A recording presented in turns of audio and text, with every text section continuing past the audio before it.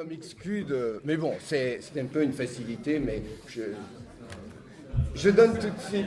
Je vois que le débat va commencer. Je donne tout de suite la parole à Frédéric Lordon, qui va nous préciser cela en détail pour une vingtaine de minutes.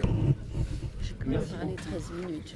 C'est bon, parce que... je crois que nous vivons une conjoncture intéressante à tout point de vue, et notamment du fait que cette crise, qui est d'échelle séculaire, crée les conditions d'une expérience de socio-épistémologie en vraie grandeur, à l'échelle du champ tout entier, et en posant notamment cette question implicite de savoir combien de temps la théorie néoclassique peut résister à ça. Alors, il me semble que l'hétérodoxie, pour sa part, se tromperait lourdement si elle venait à imaginer que cette faillite générale va la couronner par le fait. Comme d'habitude, les cartes vont se rebattre entre dominants. Mais si l'hétérodoxie, cependant, veut savoir contre quoi elle va avoir à lutter, ce qui va changer et ce qui va rester, et quelle partie elle pourrait éventuellement tirer de cette conjoncture inédite, il est peut-être utile d'anticiper la direction des remaniements en cours, de se munir de quelques concepts, et puis aussi de repartir du début.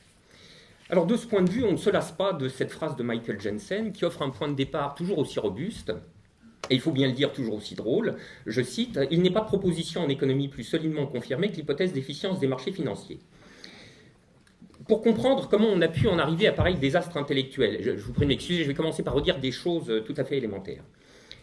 Il faut sans doute repartir de cette phrase célèbre de Kant selon laquelle, dans toute théorie particulière de la nature, il n'y a de scientifique au sens propre du mot que la quantité de mathématiques qu'elle contient.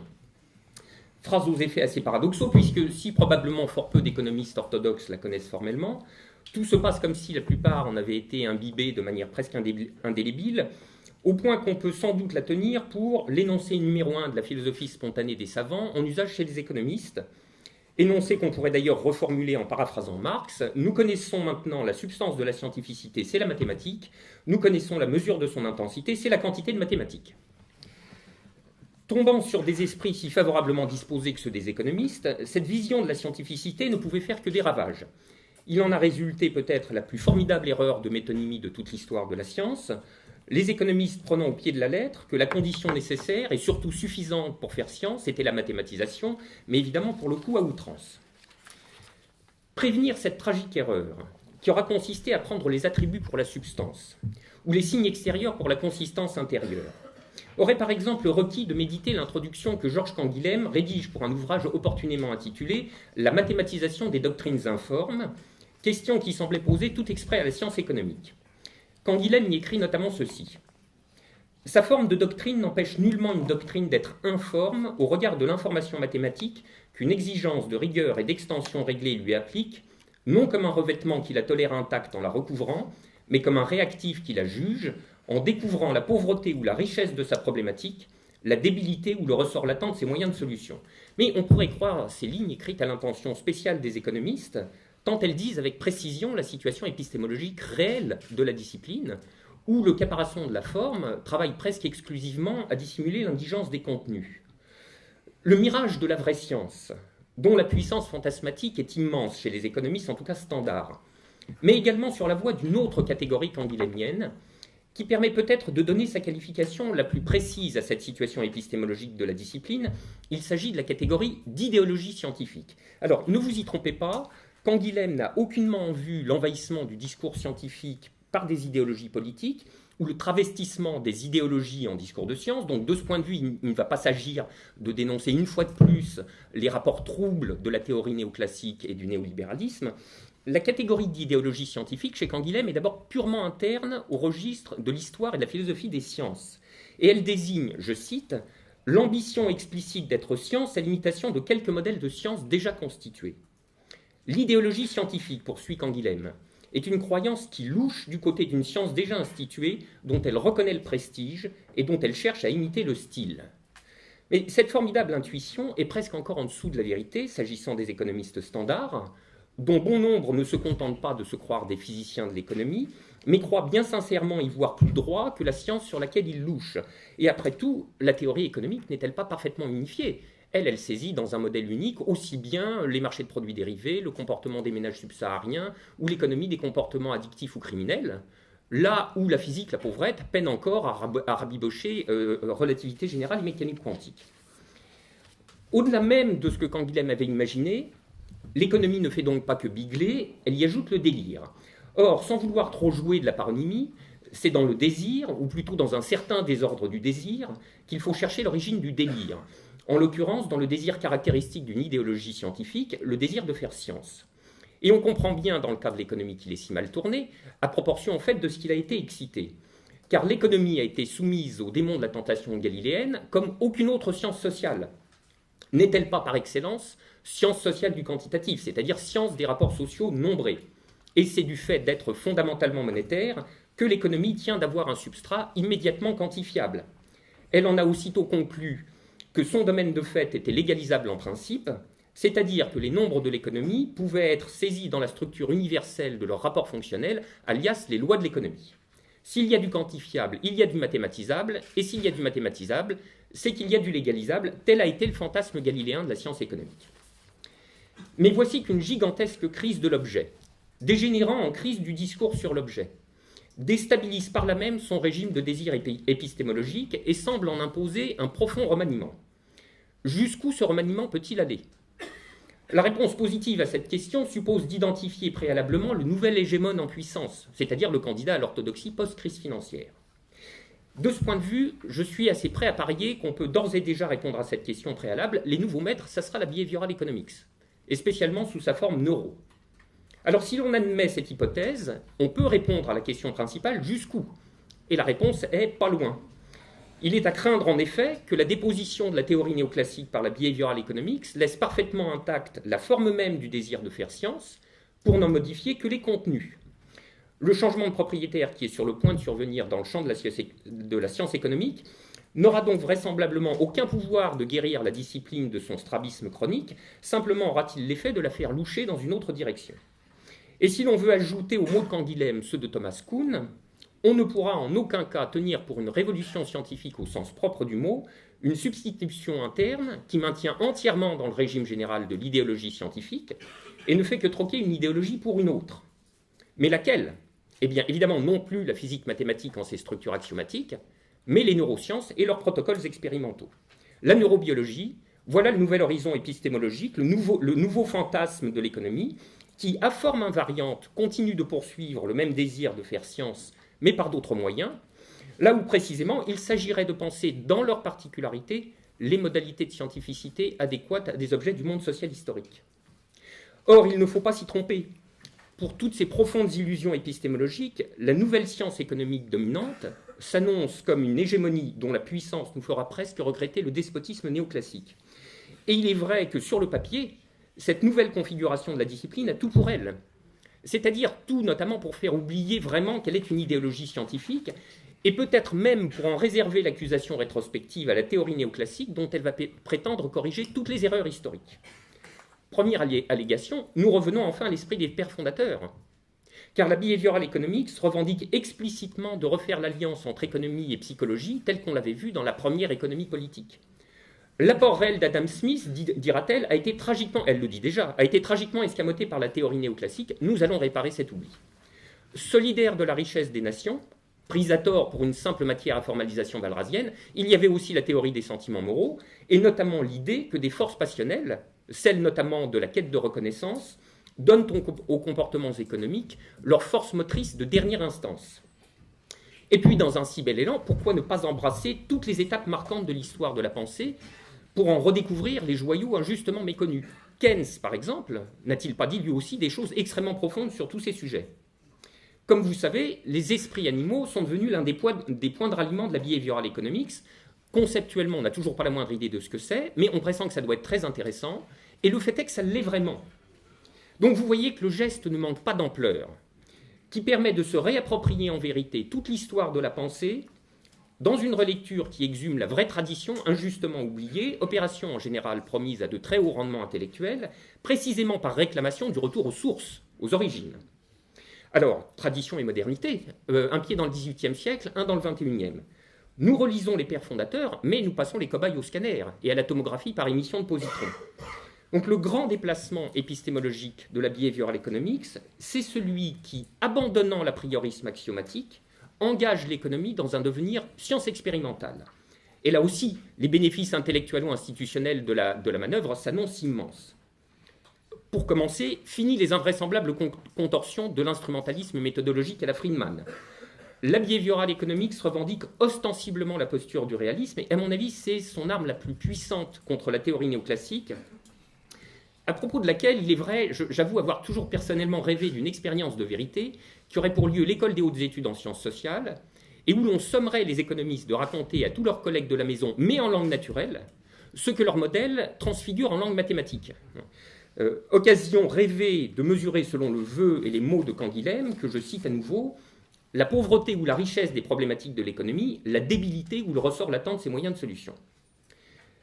En tout cas, c'est un déplacement stratégique qu'effectue là la neurobehavioral economics, avec pour premier effet de désingulariser la science éco et de dissiper l'étrangeté qu'elle faisait naître immanquablement dans le regard des autres disciplines, toujours légèrement perplexes de découvrir la teneur des axiomes économiques, et surtout leur rapport extrêmement bizarre avec la réalité des comportements. Or, la réalité des comportements, c'est précisément ce que la behavioral economics revendique par son appellation même, et dont elle dit vouloir faire son absolu point de départ. Donc, vu de loin, il s'opère une sorte de normalisation épistémologique qui semble ramener l'économie à un canon raisonnable de scientificité, dans lequel la formulation des hypothèses ne peut pas mépriser au-delà d'un certain point les données d'observation élémentaires. Mais vu de loin seulement. Car la violence du swing entraîne la behavioral economics dans un empirisme pur, où tout pouvoir est rendu à l'induction et à elle seule. Sorte de régression pré-popérienne et on pourrait même dire pré-kantienne. Comme on sait, il n'y a pas pire régime de l'apriorisme que la dénégation de l'apriorisme, porte ouverte à tous les a priori, mais implicite, inconscient et soustrait à tout contrôle intellectuel. Alors, je me rends tout à fait compte qu'il est peu probable que ce genre d'objection empêche la behavioral economics non seulement de dormir, mais de tirer tous les profits de sa renormalisation scientifique, et ceci d'autant plus que la voilà solidement ancrée à tout l'édifice des neurosciences, dont la scientificité est évidemment située hors de toute question, mais qui est évidemment le plus formidable partenaire d'alliance qu'on puisse rêver, et dont l'avenir institutionnel et peut-être même financier est lui aussi des plus prometteurs.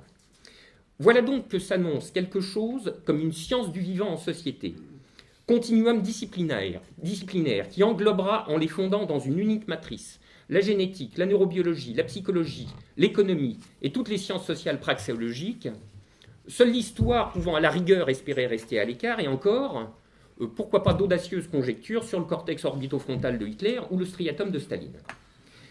Dans cette affaire, c'est une fois de plus le mot social dans sciences sociales qui tombe à l'eau, et pour le coup sur le même mode que dans la théorie néoclassique, à laquelle d'ailleurs la behavioral economics emprunte l'essentiel de ces situations. Je veux dire, c'est les situations de la théorie des jeux. Un ouvrage de synthèse récent pose dans l'un de ses chapitres la question de savoir si la neuroéconomie est sociale, et montre qu'on peut répondre absolument oui après avoir fait jouer des agents à Shifumi ou bien au jeu de l'ultimatum. Et voici l'un de ses commentaires qui ne laisse pas d'étonner. Je cite. « C'est dans les groupes de population très pauvres, à niveau d'éducation faible, comme les paysans du Pérou, que les comportements des individus se rapprochent le plus de celui de la rationalité individualiste de la théorie des jeux. Ce fait n'est paradoxal qu'en apparence, il est clair que la théorie des jeux s'est d'abord construite sur la base du schéma logique le plus élémentaire, qui correspond précisément à un degré de socialisation moins avancé. » Alors, oui, je vois que ça vous fait le même effet qu'à moi. Hein. Le fait est qu'on est un peu submergé par tout ce qui se dit en si peu de lignes, où l'on apprend premièrement que les paysans pauvres du Pérou relèvent du degré de socialisation le moins avancé, énoncé où le contresens anthropologique le dispute au racisme social et peut-être même au racisme tout court. Deuxièmement, que ce sont les populations les plus frustes qui réalisent la meilleure approximation du modèle comportemental de la théorie des jeux. Et alors là, pour le coup, c'est un vrai paradoxe. Et où l'on découvre enfin jusqu'où peut aller l'ignorance des normes sociales, et même de ce qu'est le social tout court, comme l'atteste cette autre perle, je cite, « Les récents acquis de la neurobiologie font progresser dans la voie d'une meilleure intégration de cette sociabilité intersubjective », fin de citation, où sociabilité intersubjective est tout de même l'oxymore par excellence, car le social, ça n'est pas la présence d'autres individus. Le social, c'est la présence de la société. Présence de la société en les individus et entre eux. Pour finir, et comme ce colloque se situe à l'intersection du scientifique et du politique institutionnel, je voudrais dire un mot d'une autre nature. Il n'est pas de réflexion d'ensemble sur la théorie économique qui ne pose le problème de ses rapports avec les pouvoirs, économiques ou politiques. De ce point de vue, on sait très bien ce qu'ont été ces rapports dans le cas de la théorie néoclassique.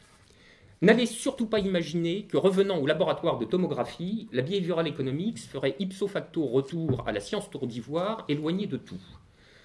Vous avez probablement trouvé haïssable la commission de la théorie néoclassique aux politiques néolibérales. J'ai le regret de vous dire que vous n'avez encore rien vu. Car là où la théorie néoclassique s'amusait simplement avec les politiques macroéconomiques, la neurobehavioral economics, science de l'homme unique et définitive, aura nécessairement pour destination de s'en prendre à l'homme. Conformément au projet néolibéral de refabrication des subjectivités décrit par Dardot et Laval, et, ajoutais-je pour ma part, de colonisation totalitaire des âmes, c'est-à-dire de prise de possession intégrale des intériorités désirantes et affectives. La behavioral economics servira de corpus scientifique à toutes les entreprises de manipulation des émotions et de conditionnement psychique subordonnés à la valorisation du capital. Et pour ceux qui imaginent que je fais dans la vaticination plus ou moins fumeuse, je signale que le modèle est déjà à l'œuvre. La neuroéconomie a envahi les salles de marché. Elle façonne les procédés du marketing. Des grandes entreprises telles que British Telecom et Rolls-Royce ont déjà introduit, je cite, des programmes de santé mentale. Des cabinets de conseil apparaissent qui se nomment Corporate Psychology and Mental Fitness, ou bien Neuroleadership Institute, dont voici, en passant, les domaines d'excellence que je tire de son prospectus même. Decision Making and Problem Solving, Collaborating with Others, Facilitating Change, bien sûr, et j'ai gardé le meilleur pour la bonne bouche, Staying Cool Under Pressure. Voilà donc qu'armés de neurosciences, les psychologues se reconvertissent à grande vitesse en gourous du management, et les behavioral economistes vont les suivre de près, eux qui revendiquent haut et fort l'alliance neuro-psycho-éco. Et de ce point de vue, la théorie Kahneman-Tversky du framing est déjà à l'œuvre dans certaines entreprises pour agencer des schémas d'incitation bien faits pour empapaouter les salariés. Avec un demi-siècle d'avance, Canguilhem posait déjà à la psychologie la question qui tue, la question de son immanquable destin de science dévoyée, précisément en tant qu'elle est une science des conduites et de la modification des conduites, par la offerte à tous les projets de gouvernementalité, en tant qu'eux-mêmes se définissent précisément comme des projets de conduite des conduites. Qu'est-ce qui pousse, dit Canguilhem, qu'est-ce qui pousse ou incline les psychologues à se faire, parmi les hommes, les instruments d'une ambition de traiter l'homme comme un instrument? C'est à la philosophie, poursuit Canguilhem en substance, que revient de questionner la psychologie, discours sur l'homme revendiquant de s'être affranchi comme une science indépendante, séparée de toute philosophie, alors qu'elle est vouée à être une philosophie qui s'ignore, c'est-à-dire une mauvaise philosophie. Alors il m'est impossible de vous donner l'argument dans son détail, mais je peux au moins vous donner le coup de pied de l'âne. Celui qu'appelle déjà la neuropsycho-économie comportementale, telle qu'on la voit se mettre au service de tous les projets de manipulation, de normalisation et d'instrumentalisation. Je cite Canguilhem. C'est donc très vulgairement que la philosophie pose à la psychologie la question « Dites-moi à quoi vous tendez pour que je sache ce que vous êtes ». Mais le philosophe peut aussi s'adresser au psychologue sous la forme, une fois n'est pas coutume, d'un conseil d'orientation et dire « Quand on sort de la Sorbonne par la rue Saint-Jacques, on peut monter ou descendre. Si l'on va en montant, on se rapproche du Panthéon, qui est le conservatoire de quelques grands hommes, mais si l'on va en descendant, on se dirige sûrement vers la préfecture de police. » Je vous remercie.